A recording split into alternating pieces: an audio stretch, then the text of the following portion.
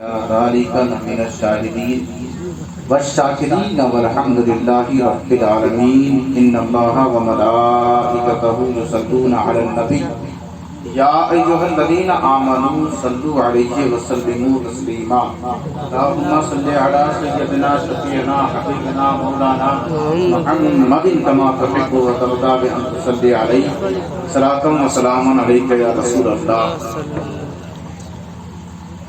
آج میں تم کو بتاؤں کہ میں کیا چاہتا ہوں. آج میں تم کو بتاؤں کہ میں کیا چاہتا ہوں. عشق محبوب میں مرنے کی دعا چاہتا ہوں. آج میں تم کو بتاؤں کہ میں کیا چاہتا ہوں. عشق محبوب میں مرنے کی دعا چاہتا ہوں. گرمی حشر سے پیغام میرا پہنچا دو. گرمی حشر سے پیغام میرا پہنچا دو. دامن صلی علی کی میں ہوا چاہتا ہوں. دامن صلی علی کی میں ہوا چاہتا ہوں. آب زمزم کو ہی پینے سے سکون ملتا. آب زمزم کو ہی پینے سے سکون ملتا ہے. آب زمزم کو ہی پینے سے سکون ملتا ہے. خاک طیبہ کے وسیلے سے شفا چاہتا ہوں. خاک طیبہ کے وسیلے سے شفا چاہتا ہوں. حسن دنیا سے مجھے کیا لینا دینا. حسن دنیا سے مجھے کیا لینا دینا. حسن دنیا سے مجھے کیا لینا دینا. میں تو سرکار نقشے کفے پا چاہتا ہوں. میں تو سرکار کا نقشے کفے پا چاہتا ہوں. بابا سے بلند درود پڑھیں. سیدنا شفیعنا حبیبنا مولانا محمد صلی اللہ علیہ وسلم السلام علیکم یا رسول اللہ. باتیں ہم جائیں گے اور جیسے جیسے آپ باتوں کی طرف ذوق اور شوق دکھاتے ہوئے نظر آئیں گے ویسے ہی بات کا سلسلہ چلتا رہے گا. اور جیسے ہی ذوق میں کمزوری یا کمی آئی پھر ہم کھڑے ہو کر سلام پڑھ لیں گے. علماء نے بڑا اچھا اہتمام کیا ہے کھڑے ہو کر سلام پڑھنے کا. تو بہتر طریقہ یہی ہوگا. اکتاہٹ اور بے چینی کے ساتھ آپ کے سر پہ لگ جانا یہ اچھی بات نہیں ہے. اگر آپ اکتاہٹ محسوس کریں گے تو سلام پڑھ لیا جائے گا. اور کرسی جب مل جاتی ہے مسلمانوں کو پھر کیا پوچھنا ہے. ایسا مطمئن بیٹھ جاتے ہیں جیسے لگتا ہے کوئی ذمہ داری ہی نہیں ہے. ہمیں بھی کرسی ملی ہے لیکن ہماری ذمہ داری یہ ہے کہ جب تک بیٹھے رہیں گے مسلسل بولتے رہیں گے. اور آپ کو بھی کرسیاں ملی ہیں تو ذرا گاہے بگاہے بیچ بیچ میں جی لگا کر سبحان اللہ اور یا رسول اللہ کا ترانہ پڑھ دیا کریں تاکہ لگے بندہ سامنے والا سن رہا. زور سے کہیں یا رسول اللہ. اب آپ دیکھیں میں اپنی بات کرتا ہوں. اللہ تبارک و تعالیٰ نے فرمایا یاد کرو محبوب کہ جب ہم نے کہا تم سجدہ کرو. کس کو؟ آدم. سجدہ کرو. کس کو؟ آدم. تو سب نے کیا. آپ سے اللہ نے نہیں کہا کہ رزق والوں سے نہیں کہا کہ سجدہ کرو. یہ ان سے کہا جا رہا ہے جو سراپا پاک ہیں, نور ہیں, اور ان کی حالت یہ ہے کہ وہ صبح و شام اس کی پاکی بیان کرتے ہیں. اتنی عبادت بندے کر ہی نہیں سکتے جتنی عبادت وہ نوری مخلوق یعنی فرشتوں کی جماعت کرتی رہتی ہے. اسی لیے اللہ نے نام بھی ذکر فرما دیا وَاسْجُدُوا وَإِذْ قُلْنَا لِلْمَلَائِكَةِ. سارے فرشتوں کا ذکر بھی ہو گیا لیکن انکار کیا کس نے یہ سب کو پتا ہے. اور اللہ نے کہا ابا, اس نے انکار کیا. ابا, اس نے انکار کیا. پروردگار کس نے انکار کیا؟ کہا اس کا نام سننا بعد میں, پہلے یہ جان لو کہ کس وجہ سے انکار کیا. انکار کی بھی وجہ ہوتی ہے نا, تو کس وجہ سے انکار کیا. کوئی کہے کہ میں سلام نہیں پڑھ سکتا, میں سلام نہیں پڑھ سکتا. تو اس سے پوچھو کہ اس انکار کی وجہ کیا ہے. وہ کہتا ہے میں گھٹنے سے معذور ہوں, میرے کمر میں تکلیف رہی, اس لیے میں سلام نہیں پڑھ سکتا. تو وہ بندہ بچ گیا.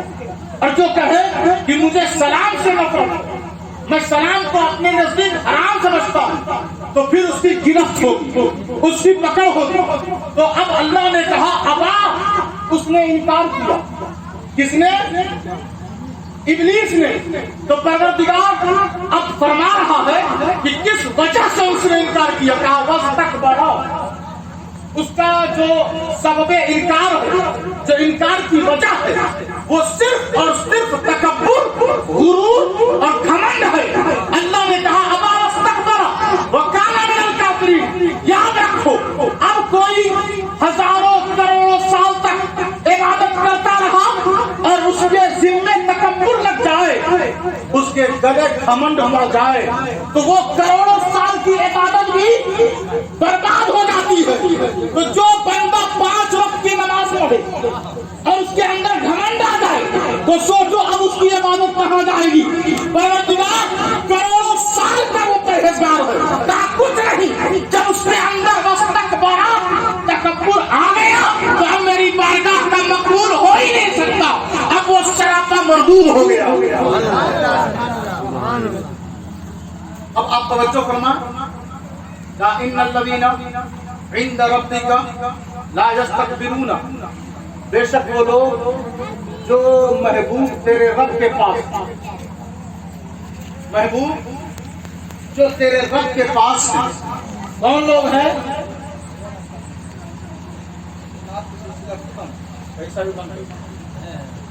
اب دیکھیں, توجہ دیں. کہا بے شک وہ لوگ محبوب جو تیرے رب کے نزدیک, تیرے رب کے نزدیک. تو جو تیرے نزدیک ہیں, کیا تو ان کا رب نہیں ہے؟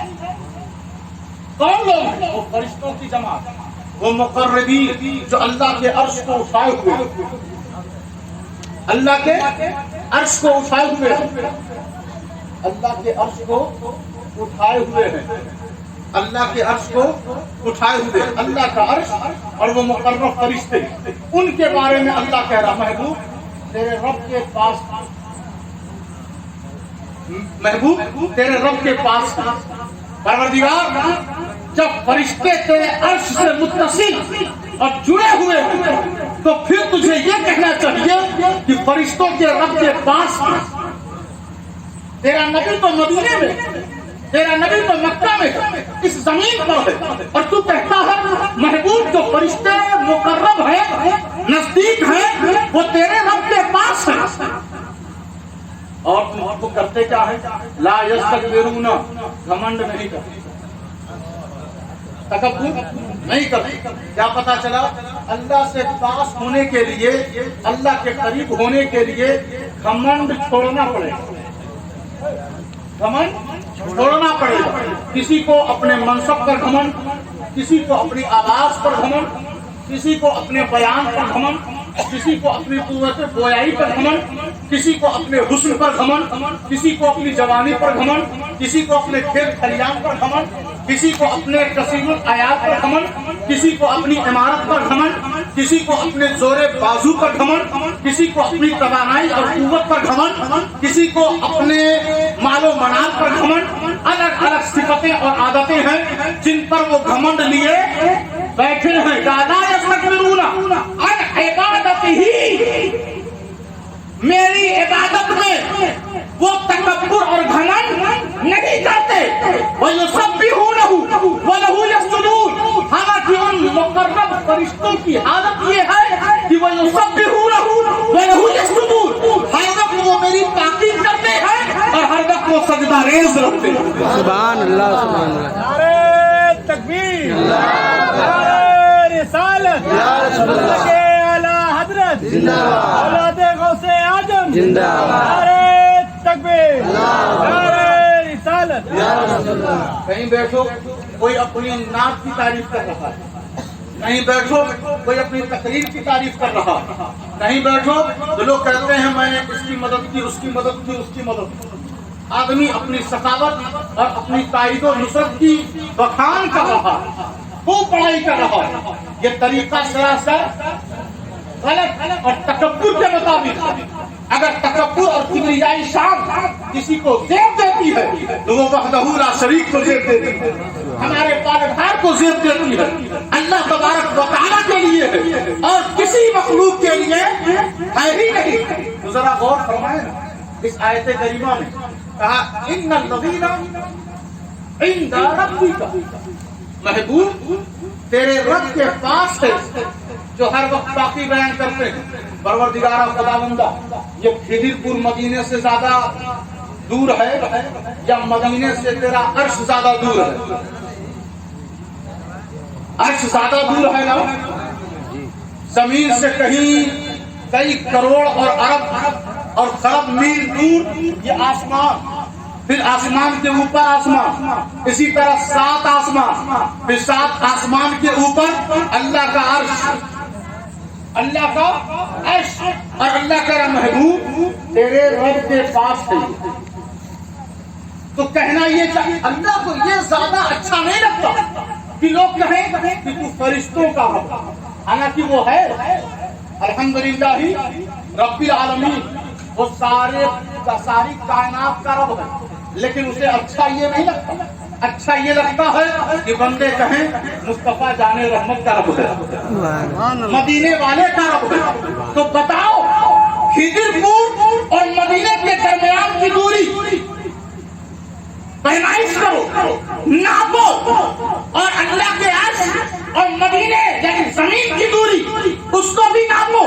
اللہ کہتا ہے وہ مدینے میں رہتا ہے ضرور، لیکن محبوب کو مدینے میں رہے، مکہ میں رہے، کسی غزوات میں رہے یا حجرہ عائشہ میں رہے، کہیں بھی رہ تو زمین کے اوپر ہو یا زمین کے اندر۔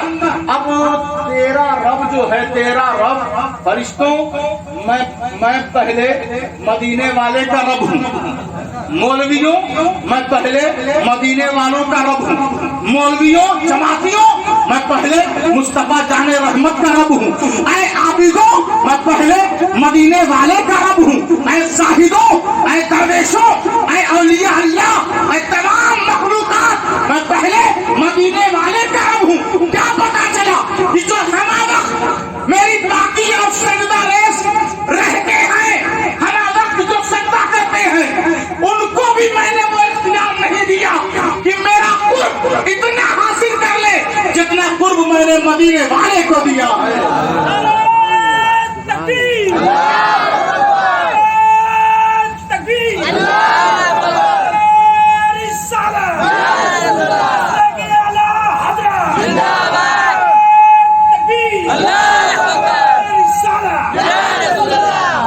کسی کا انتقال ہو، قبرستان کو لے کر طرح طرح کے مفتی اور مولوی آ جاتے ہیں، یہاں اذان دینا کیسا، یہاں کھڑے رہنا کیسا، یہاں پر کھڑے ہو کر قرآن شریف کی تلاوت،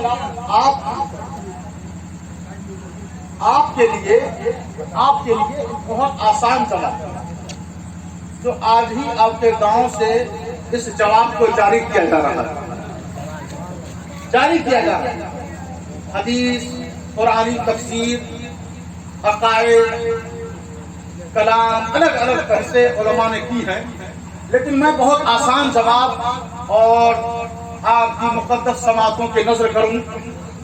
کسی نے کہا کہ قرآن پڑھنے سے اوپر سے میت تک وہ آیت پہنچتی نہیں ہے، بہت مشہور اعتراض، کوئی نیا، لیکن جواب نیا،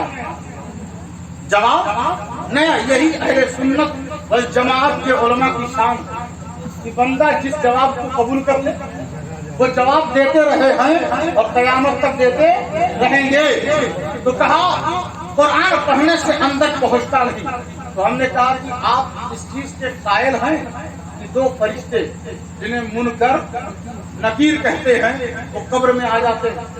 کہاں یہ چیز تو ہم مانتے ہیں، کیونکہ اللہ کے رسول کا فرمان ہے کہ ہما ملکان، 2 فرشتے آتے ہیں اور 3 سوال کرتے ہیں، من ربک، ما دینک، من نبیک، یعنی ما کنت تقول فی ھذا الرجل، 3 سوال کرتے ہیں۔ تو ہم نے کہا اچھا بتائیں وہ تو چہار دیواری جو ہے چاروں طرف، اوپر سے تو تختہ ہے، مٹی ہے، اور بھی جو ہری گھاس وغیرہ لوگ لگا دیتے ہیں، پھر مٹی ڈال دیتے ہیں. اوپر سے نیچے جانا زیادہ دشوار ہے یا اندر ہی اندر کسی کا آ جانا زیادہ دشوار ہے؟ تو وہ دیوار کتنی چوڑی ہوگی اور کہاں تک ہوگی یہ ناپنے والے لوگ جانیں. لیکن ہے تو پیک، چاروں جہتیں پیک ہیں. اوپر کا ایریا جو تختے کے ذریعے مٹی کے ذریعے بند کیا جا چکا ہے، تو کہا کہ نہیں فرشتے تو اندر اندر آ جاتے. ہم نے کہا یہ بتائیں آپ کہ وہ فرشتے مخلوق ہیں یا غیر مخلوق؟ مخلوق ہے نا. فرشتوں کو اللہ نے پیدا کیا، بنایا. اب انہیں ایک دن مرنا ہے. کب مرنا ہے؟ جب قیامت کا دن ہوگا تب مرنا. ہماری طرح وہ مرتے نہیں اور نہ ان کی نسلیں چلتی. ان دونوں چیزوں سے وہ پاک. موت آئے گی مگر وہ قرب قیامت آئے گی. اسرائیل کو بھی مرنا ہے، اسرافیل کو بھی مرنا ہے، میکائیل کو بھی مرنا ہے، جبرائیل کو بھی مرنا ہے. اور جب سب مر جائیں گے تو اللہ کہے گا ہے کوئی بادشاہ، ہے کوئی جس کو تم میرے سامنے اور مقابل لا کر کھڑا کر سکو؟ سناٹا رہے گا، کوئی رہے گا نہیں. تو فرشتہ کیا مخلوق، اور میرے رب کا کلام غیر مخلوق. میرے رب کا کلام مخلوق نہیں ہے. ارے امام احمد بن حنبل کا فتویٰ اور انہوں نے پر سرے بازار درے کھائے ہیں، برداشت کیا ہے اور وہ ڈٹے رہے، کہتے رہے اللہ کا کلام مخلوق نہیں ہے کیونکہ مخلوق مرتا ہے اور رب کا کلام کبھی مرتا ہی نہیں. مخلوق بڑھتا، جوان ہوتا، بوڑھا ہوتا ہے، اس پر حوادث زمانے کا اثر ہوتا، زمان و مکان میں متجب ہو جاتا. لیکن رب کا کلام ان سب چیزوں سے پاک ہے. تو میں تم نے اس سے کہا کہ ارے جب فرشتہ مخلوق ہو کر اندر ہی اندر میت تک پہنچ رہا ہے تو اوپر سے جو غیر مخلوق ہے، جسے موت نہیں ہے، جسے مٹنا نہیں ہے، جو کبھی ختم نہیں ہوگا، جو رب کا کلام ہے، رب کا کلام اوپر سے اندر پہنچ نہیں سکتا اور جو مخلوق ہیں وہ اندر سے آ جائیں. یہ عجیب دقیانوسی عقیدہ ہے. تو پتہ یہ چلا کہ قرآن مجید فرقان حمید کی آیات کریمہ میں اللہ نے اتنی طاقت دی ہے. اگر فرشتے آ جاتے اٹھا نہیں پاتے، آسمان آ جاتا اٹھا نہیں پاتا، سمندر آ جاتا اٹھا نہیں پاتا، پہاڑ اٹھا نہیں پاتا، پوری کائنات آ کر کہتی میں تیری آیتوں کو اٹھانے کے لیے تیار، وہ بھی کام جاتی. اِنَّا عَرَضْنَا الْأَمَانَةَ عَلَى السَّمَاوَاتِ وَالْأَرْضِ. تو قرآن مجید نے کہا ساری زمین اور سارے آسمان آ جائیں پھر بھی آیتوں کو اٹھا نہیں سکتے. یہ میرے نبی کی شان ہے کہ انہوں نے اپنے سینے پر آیتوں کو اٹھایا اور اٹھا کر بتایا کہ اگر ساری کائنات آیت تو دور کی بات ہے میرے سینے کے مقابل آ جائے تو جتنی طاقت اللہ نے علم نشرح لک صدرک میں رکھی ہے وہ پوری کائنات میں موجود ہے. نعرہ تکبیر، نعرہ رسالت، حضرت اعلی حضرت شہید میلاد النبی، علماء اہل سنت، نعرہ تکبیر، نعرہ رسالت. وَإِلَىٰ ثَمُودَ أَخَاهُمْ صَالِحًا وَإِلَىٰ ثَمُودَ أَخَاهُمْ صَالِحًا قَالَ يَا قَوْمِ اعْبُدُوا اللَّهَ اور لائٹ بجھاوا یار. مَا لَكُم مِّنْ إِلَٰهٍ غَيْرُهُ قَدْ جَاءَتْكُمْ بَيِّنَةٌ مِّن رَّبِّكُمْ هَٰذِهِ نَاقَةُ اللَّهِ لَكُمْ آيَةً فَذَرُوهَا تَأْكُلْ فِي أَرْضِ اللَّهِ وَلَا تَمَسُّوهَا بِسُوءٍ فَيَأْخُذَكُمْ عَذَابٌ أَلِيمٌ. آیت پہنچی آپ تک، مرجھائے ہوئے کچھ لوگ بیٹھے ہیں، دل کر رہا ہے ان کو اٹھا کر تھوڑا سا دوڑا کے پھر بیٹھا دے تاکہ نیند کی جو غفلت ہے وہ دور ہو جائے. کہا قوم سمود میں، قوم سمود میں ایک نبی کو اللہ نے پیدا کیا جن کا نام صالح علیہ السلام. کیا نام ہے؟ صالح علیہ السلام. صالح. نبی تو صالح ہوتا ہی، ان کا نام بھی صالح. صالح علیہ السلام قوم سمود، اور سمود 4-5 پشت آگے جا کر وہ ایک شخص تھا جس کا نام سمود تھا. انہی کی نسل میں حضرت صالح کو اللہ نے پیدا فرمایا. یہ آخری بات ہے، غور سے سن لیں، پھر اپنے بستر پر جا کے آرام سے سن، زیادہ گھبرانے کی ضرورت نہیں ہے. کہا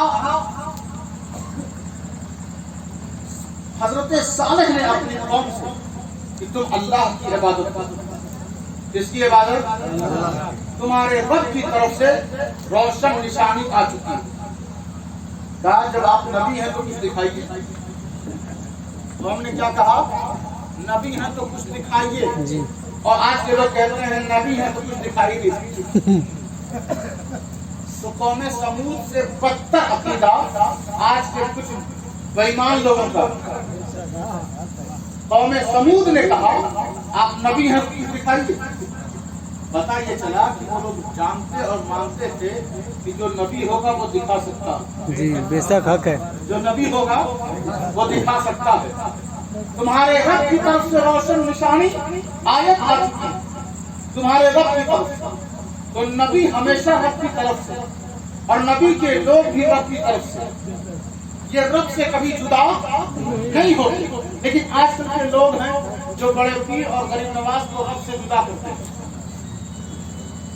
رب سے یہ لوگ جدا کبھی تھے ہی نہیں قرآن کے مطابق. تو کہا ایک شخص آگے بڑھا، چالاک، ذہین، چتور، ہر گاؤں میں رہتے ہیں نا، وہ آگے بڑھا. کہا کہ آپ اس پہاڑ سے ایک اونٹنی نکال کر دیکھیں. پہاڑ سے کبھی اونٹنی نکلتی ہوئی دیکھا آپ نے؟ نہیں دیکھا. یہ فطرت، قدرت اور کلچر اور فطرت کے خلاف ہے. اونٹنی جب بھی ہوتی ہے تو اونٹنی کے بطن سے ہوتی ہے، پہاڑ کے ٹیلے سے وہ نہیں نکلتی. تو اس نے کہا نبی جو ہوں گے تو یہ کر کے دکھائیں گے. تو پتہ یہ چلا کہ نبی قدرت یعنی اللہ کی حمایت اور اللہ کے سپورٹ سے وہ فطرت کے خلاف بھی اللہ تبارک و تعالیٰ اس کے ہاتھ سے ایسی چیزیں ثابت فرما دیتا ہے. چھوٹا سا بچہ ہوگا جھولے میں وہ بولتا نہیں، یہ فطرت ہے، قدرت ہے. لیکن کیا آپ نے نہیں دیکھا کہ ایک چھوٹا سا بچہ کہتا ہے قال انی عبد اللہ آتانی الکتاب وجعلنی نبیا. وہ عیسیٰ علیہ السلام جو چھوٹے سے ہیں اور کہتے ہیں میں اللہ کا بندہ، میں اللہ کا بندہ، اس نے مجھے کتاب اور نبوت دی. بے شک سبحان اللہ. پتہ یہ چلا کہ کچھ خاص بندے ہیں جو فطرت کے خلاف بھی اللہ تبارک و تعالیٰ انہیں دکھا کر بتاتا ہے کہ کبھی یہ مت سوچنا، کبھی یہ مت سوچنا کہ جو تمہارا رزق تنگ پڑ گیا ہے تمہاری بد عملیوں کی وجہ سے، تمہارے برے کردار کی وجہ سے، برے انداز کی وجہ سے جو رزق کی مار پڑ رہی ہے، تو یہ تمہاری طرف سے اللہ نے قدرت اور سسٹم بنا دیا کہ تمہیں اب بدحال رہنا ہے. لیکن جب تم اس کے خاص بندوں کے پاس پہنچ جاؤ گے تو پھر اس نظام کو وہ بنا بھی دیتا. یہی وجہ ہے کہ ہم بزرگوں کی بارگاہوں میں جاتے ہیں اور خاک چھانتے ہیں، کیونکہ ہم جان رہے ہیں کہ ہمارے بدعمالیوں کا نتیجہ ہے کہ ہم برے حال میں گرفتار ہیں. لیکن جب اس کے خاص بندوں کے پاس ہم پہنچ جائیں گے اور وہ دعا کر دیں گے تو اللہ اپنی تقدیر اور قدرت اور فطرت اور نظام کو بھی تبدیل کر دیتا ہے. سبحان اللہ سبحان اللہ. مجھے بتاؤ، ڈنڈا مارنے سے، ڈنڈا لاٹھی مارنے سے پتھر سے پانی نکل سکتا؟ نہیں نکل سکتا. لیکن موسیٰ کی لاٹھی نے ایک پتھر سے ایک چشمہ نہیں 12 چشمہ نکالا. تو ہر جگہ ایک ہی فارمولا سیٹ نہیں ہوتا. اس چیز کو سمجھنے کی ضرورت ہے. اب اور آگے بڑھیں تو کہا کہ ٹھیک ہے، سی بات پروردگار یہ لوگ پہاڑ سے اونٹنی مانگ رہے ہیں. کہا کہ اشارہ کرو، اشارہ کرو بِإِذْنِ اللَّهِ، बेइज़्न अल्लाह, अल्लाह के हुक्म से हजरत सालेह ने इशारा किया, एक लंबी चौड़ी और बहुत बड़ी ऊँटनी उस पहाड़ के टीले से निकली। बेशक सुभान अल्लाह सुभान अल्लाह। और मुफस्सिरीन कहते हैं कि एक टाइम वो इतना दूध देती थी कि पूरा कबीला सैराब हो जाता, पूरा कबीला सैराब हो जाता। और जैसे ही वो निकली, किसी ने कहा सालेह एक चीज और हम देखना चाहते हैं। कहा जब हम दिखाने पर आ ही गए हैं तो कहो दिखा देंगे। अल्लाह ने जब अमरे इलाही, हुक्म इलाही और इसने इलाही से नवाज दिया है, इसने इलाही का जुब्बा पहना दिया है, अब क्या है कहो। कहा इस ऊँटनी के बटन से भी एक ऊँटनी पैदा करके इशारा किया। उस ऊँटनी ने उतने ही बड़ा बच्चा जमा जितनी बड़ी वो खुद थी, जितनी बड़ी वो खुद थी। सबकी ललचाई हुई नजरें उसकी तरफ जम गई। कोई प्लान कर रहा है कि मैं इसका मालिक हो जाता, मेरी हुक्मरानी हो जाती, और कोई हसद व जलन में शिकार। सब हासिदों की जमात मौजूद है। अब जरा कुरान का अंदाज देखिए। कुरान ने कहा हाज़िही नाक़तुल्लाह, ये ऊँटनी अल्लाह की है। सुभान अल्लाह सुभान अल्लाह। अल्लाह की। आपके गांव का जानवर किसका है? अल्लाह ही का है। जी बेशक। ये जितने लोग यहाँ बैठे हैं किसके हैं? अल्लाह के। अल्लाह ही के है ना। सारी दुनिया की ऊँटनी अल्लाह ही की है। लेकिन इस ऊँटनी को अल्लाह ने कुरान में खास करके कहा, इस ऊँटनी को जो तुम देख रहे हो ये अल्लाह की ऊँटनी है। परवरदिगार, ये तो मौलवियों के हिसाब से शिर्क हो गया, ये तो शिर्क हो गया। तू तो ऊँटनी से पाक है, लम यलिद वलम यूलद है, लम यलिद वलम यूलद। किसी को तूने जाना नहीं, तुझे किसी ने नहीं जाना, तू वालिद से और मौलूद से पाक है। ये क्या बात है? और भी तो अरब में बहुत सारी ऊँटनियां हैं। कहा तुम लोग समझते नहीं। इस ऊँटनी की निस्बत देखो, इस ऊँटनी की निस्बत देखो। इस ऊँटनी की निस्बत सालेह से। सुभान अल्लाह। सालेह से। जब जानवर एक नबी से मंसूब हो जाए तो वो जानवर भी मेरा होता। सुभान अल्लाह। वो जानवर भी मेरा होता। अरे ये तो नबी है। चंद वलियों को देखा जिन्हें असहाबे कहफ कहते हैं, उनका कुत्ता भी मेरा।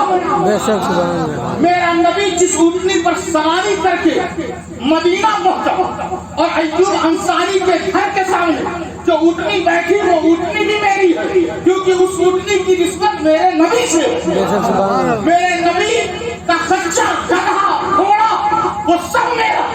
अबू बकर सिद्दीक किसका होगा? सुभान अल्लाह। वो भी तो मेरा होगा। सुभान अल्लाह। उमर फारूक किसका होगा? वो भी तो मेरा होगा। उस्मान गनी किसके होंगे? वो भी तो मेरे होंगे।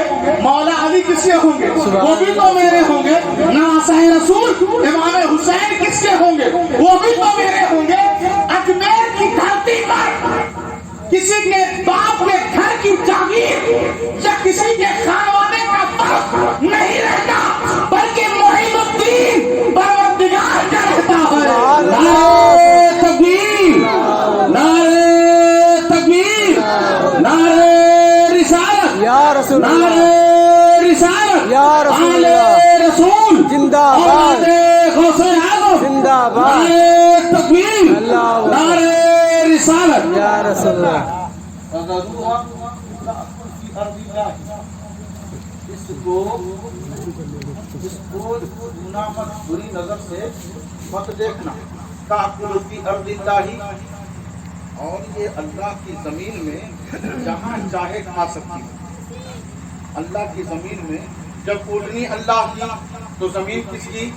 अल्लाह की, खा सकती है। वला तमस्सुहा बिसूइन, बुरी नजर से छूना मत, बुरे इरादे से, बुरे ख्याल से इसको छूना मत, इसको छूना मत। मैं सोचने लगा कि देखने पर भी पाबंदी, छूने पर भी पाबंदी, लेकिन जब बुरी नजर से, बुरी नीयत से, तो अब उतनी ज्यादा अल्लाह की बारगाह में मकबूल है یا حضور کے روضے کی جالی، ذہن شریف میں بات شاید آئی نہیں، پھر سے سنیں غور سے، حضور کا روضہ، حضور کی جالی، حضور کی آل، حضور کی امت کے اولیاء، حضور کی اوٹنی اللہ کی دوست نہیں ہے، اللہ کی ہے، بے شک دوست نہیں ہے۔ دوستی اور ہوتی ہے اور ملکیت اور ہوتی ہے۔ کہا جائے یہ فلاں صاحب کی کھیتی ہے اور یہ فلاں صاحب کے دوست، تو دوست پر کھیتی قربان، کھیتی پر دوست قربان نہیں کیا جاتا۔ اوٹنی پر دوست قربان نہیں ہوتے بلکہ دوستوں پر اوٹنی قربان۔ الا ان اولیاء اللہ لا خوف علیہم ولا هم یحزنون۔ تو شیخ محی الدین عبد القادر جیلانی دوست ٹھہرے، غریب نواز اللہ کے دوست، خواجہ قطب الدین اللہ کے دوست، بابا فرید اللہ کے دوست، نظام الدین اولیاء اللہ کے دوست، مخدوم اشرف جہانگیر سمنانی اللہ کے دوست، شاہ ابو الغوث کرم دیوان اللہ کے دوست، تمام گاؤں اور قرب و جوار کے اولیاء اللہ کے دوست۔ تو مجھے بتاؤ، جب اوٹنی کو پوری نظر سے دیکھنا اور پوری نظر سے چھونا اللہ نے قرآن میں منع کر دیا، تو اب ان ولیوں کی طرف پوری نظر سے دیکھنا اور پوری نظر سے چھونا اور ان پر حملہ کرنا اللہ نے منع کر دیا۔ کہا کہ جب اوٹنی کو لوگوں نے گردن اس کی کاٹ دی، اس کے پاؤں کو تن سے ہاتھ کو جدا کر دیا، اس کی آنکھ پھوڑ دی اور اسے قتل کر دیا، تو کہا فَتَأْخُذَكُمْ عَذَابٌ عَلِيمٌ، سالے اپنے لوگوں کو لے کر اس گاؤں کو چھوڑ دے۔ کیوں پروردگار؟ اس لیے کہ ان لوگوں نے میری اوٹنی کو بری نظر سے چھوا ہے، اب ان پر عذاب اتارا جائے گا۔ تو اجمیر والوں کو گالی مت دینا، کچوچا والوں کو گالی مت دینا، دہلی والے کو گالی مت دینا، مہرولی والے کی توہین مت کرنا، بنڈلا والے کی شان میں اہانت مت کرنا، بریلی کے تاجدار کی شان میں گستاخی مت کرنا، کرم دیوان سرکار کی بارگاہ میں اہانت مت کرنا۔ ارے جب اوٹنی پر اگر کوئی بری نظر ڈالے تو عذاب اترتا ہے، تو دوستوں کی شان میں جو بے ادبی کرے تو یقیناً اللہ عذاب اتارتا ہے۔ بے شک سبحان اللہ اللہ یا زندہ باد زندہ باد زندہ باد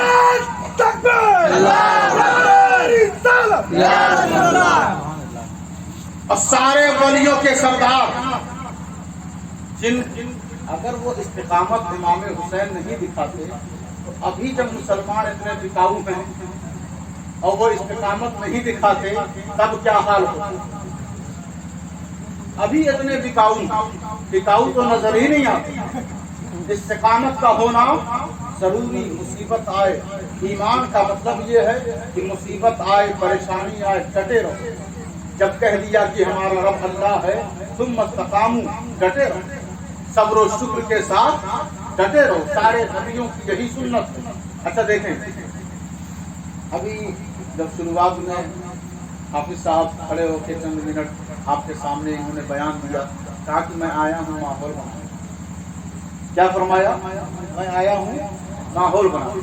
تو حضرت آدم آئے ماحول بنانے، بے شک سبحان اللہ، حضرت نوح آئے ماحول بنانے، حضرت ابراہیم آئے ماحول بنانے، حضرت یحییٰ زکریا آئے ماحول بنانے، شعیب موسیٰ عیسیٰ آئے ماحول بنانے۔ اور جب سارا ماحول بن گیا تو اپنے محبوب کو بھیجا۔ بے شک سبحان اللہ، کرسی نبوت پر جانشینی کا۔ اچھا دیکھیے ایک بات اور ہے، لوگ کہتے ہیں یوم یفر المرء، آگے آیت اور لمبی چوڑی پڑھتے چلے جائیں، یہ قیامت کے دن سب ایک دوسرے کو دیکھ کر بھاگیں گے، اور خاص خاص رشتوں کا اللہ نے ذکر فرما دیا، ماں ہو، بھائی ہو، دوست ہو، بیٹے ہو، والد ہو، یہ سب ایک دوسرے سے بھاگیں گے، نفسی نفسی کا ماحول ہوگا۔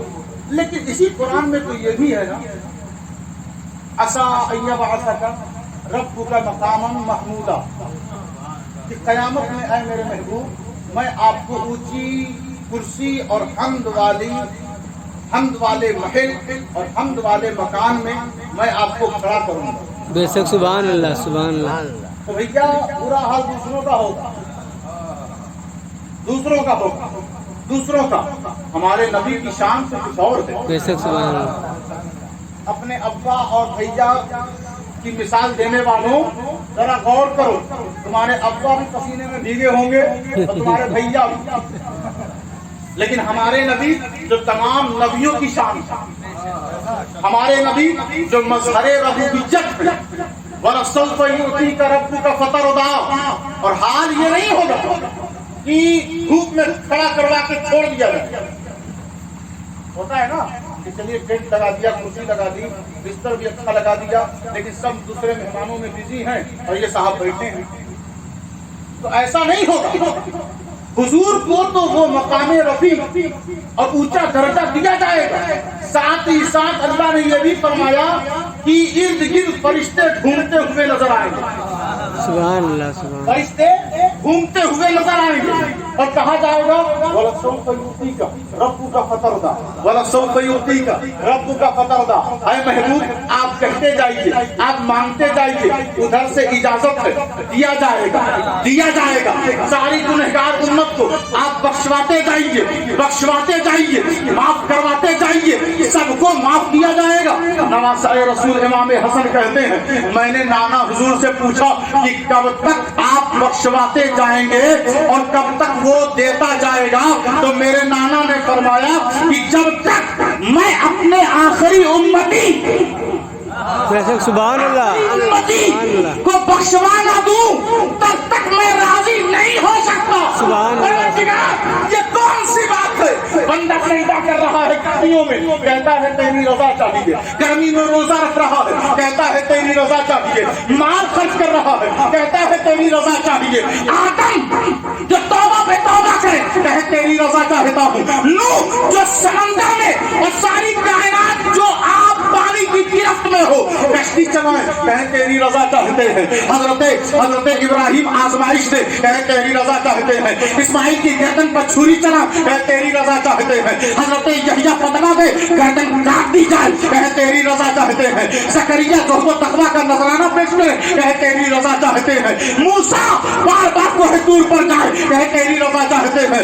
ईसा जो अपनी कौम के सताए हुए जुल्म और जबर करने वाले लोगों ने उन्हें भी नहीं बख्शा, वो भी कहते हैं कलिमतुल्लाह है, रूहुल्लाह है, मगर परवरदिगार तेरी रजा चाहते हैं। आबिद जाहिद हाजी नमाजी परहेजगार तमाम बंदगाने खुदा सब एक लफ्ज़ होकर ये कहते हैं बारे इलाहा हम तेरी रजा चाहते हैं। इधर से आवाज आती है मैं तो अपने प्यारे की रजा चाहता हूँ, मैं तो अपने महबूब की रजा चाहता हूँ, मैं तो कमली वाले की रजा चाहता हूँ, मैं तो शहजादगान नवासे रसूल जिसके वो नाना है, जो मौला अली के आका है, फातिमा के बाबा है और तुम गुलामों के आका है, हम तो उनकी रजा चाहते हैं। और सारे बंदगाने खुदा तकिया है और एक तरफ होकर कहते हैं जिन्होंने दुनिया में कहा था बलगल गुलाबी कमालिही गुलाबी जमालिही हजरत जमीओ खिसालिही सल्लु अलैहि व आलिही,